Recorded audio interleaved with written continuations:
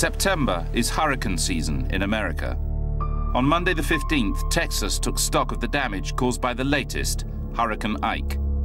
These storms are devastating, but not unusual. What was unexpected was the scale of economic disaster that was coming. That same day, Lehman Brothers Bank went bust. It was the start of a month when the world came within hours of catastrophe.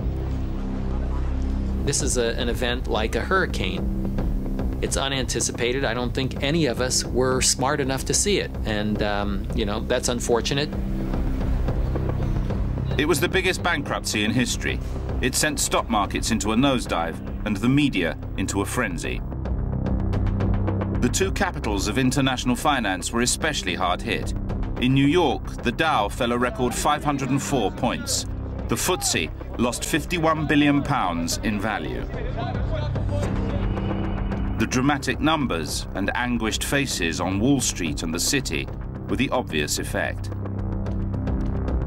But the events set in motion that day would have an impact far beyond these financial districts. The amount banks charged each other for short-term loans doubled overnight. That meant they couldn't afford to borrow money. Banks lost confidence in banks. The essence of a bank is confidence. If people don't have complete confidence in a bank, the bank will not be able to borrow the funds which it needs to lend to others in business or to families. So that confidence was at threat, and after the failure of Lehman Brothers, it ebbed away very quickly. It was the Lehman's collapse that really burst the dam that had been building up all summer. A 20-year global boom was over.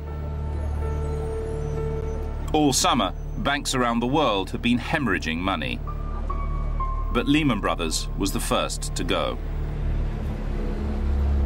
Lehman's failure made things dramatically worse, but coming into the fall, you know, you had a global financial crisis that was getting accelerating momentum, had tremendous force at that point, and that's what's ultimately caused that failure.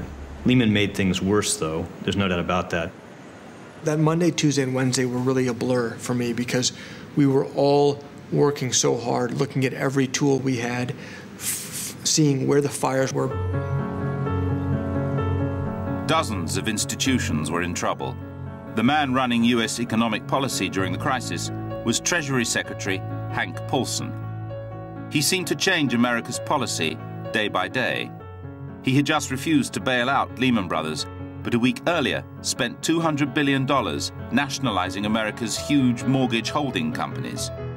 He spent $30 billion in March to save a bank called Bear Stearns. Finish up the briefing.